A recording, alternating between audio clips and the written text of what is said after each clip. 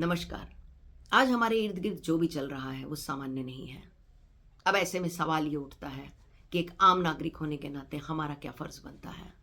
हमारे सैनिक सीमा पर अपना कर्तव्य निभा रहे हैं और हम सीमा के भीतर, हम सब छोटे छोटे सैनिक हैं जो सीमा पर तो नहीं लड़ सकते क्योंकि उसके लिए एक विशेष तरह की काबिलियत चाहिए, पर हम सरहद के भीतर रहकर अपने देश के लिए एक सैनिक की तरह काम कर सकते हैं।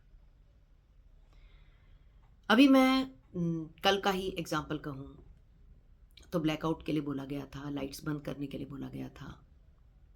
फिर भी कई बार हम भूल चूक कर रहे थे और लाइट्स बाहर की ऑन थी, तो इस पर खास ध्यान देना है।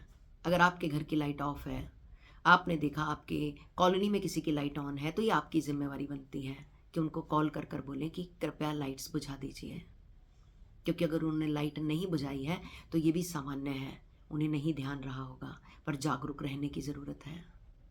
आप ये जिम्मेवारी पूरी कर सकते हैं, आप ये नियम पूरा कर सकते हैं। और बहुत सारी ऐसी छोटी छोटी चीज़ें हैं जिसके लिए सरकार हमें आगाह कर रही है।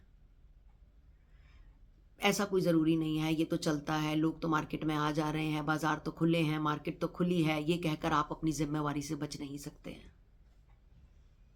अगर कोई ऐसा कर रहा है तो उसको देखकर आपको ऐसा नहीं करना है। अगर कोई ऐसा कर रहा है तो आपने उनको भी कहना है कि ये मत करो, क्योंकि अगर आप बाजार नहीं जाओगे, आप नहीं खरीदोगे, आप सामान लेने 8 साढ़े 8 बजे के बाद नहीं जाओगे, तो ये दुकानें अपने आप बंद हो जाएंगी। ये दुकानें इसीलिए खुली हैं क्योंकि कुछ लोग इनसे सामान खरीदने जाते हैं। किसकी जिम्मेवारी है ये? हाथ को हाथ होता है, साथ को साथ होता है। अगर एक साथ मिलके जागरूक होंगे तभी एक साथ मिलके लड़ पाएंगे, एक साथ मिलके समझ कायम कर पाएंगे, एक साथ मिलके जीत पाएंगे। अगर एक दूसरे को देखते रहे कि वो नहीं कर रहा तो मैं क्यों करूं, वो नहीं समझ रहा तो मैं क्यों समझूं, ऐसे थोड़ा ना होता है। ऐसे कहकर आप अपनी जिम्मेवारी से बच नहीं सकते। फिर मत कहिएगा कि आप भी एक सैनिक हैं। आप सैनिक नहीं हैं। आप भारत में रहकर भी वही काम कर रहे हैं जो वो लोग कर रहे हैं, क्योंकि अगर आप अपने देश का साथ नहीं दे रहे, अपनी सरकार का साथ नहीं दे रहे, उनके नियमों का उल्लंघन कर रहे हो, तो आप कैसे कह सकते हो कि मैं एक सच्चा भारतीय हूं? अपनी जिम्मेवारियों को जागरूक होकर निभाइए। जो भी सरकारी आदेश दिए जाते हैं उन्हें ध्यान से सुनिए, सजग रहिए। और व्हाट्सएप पे आने वाले जो झूठे किसी भी तरह के फर्जी मैसेजेस आ रहे हैं उन पर ध्यान मत दीजिए। सिर्फ ऑथेंटिक मैसेजेस को देखिए, समझिए, तब आप एक देश के जिम्मेवार नागरिक कहलाएंगे।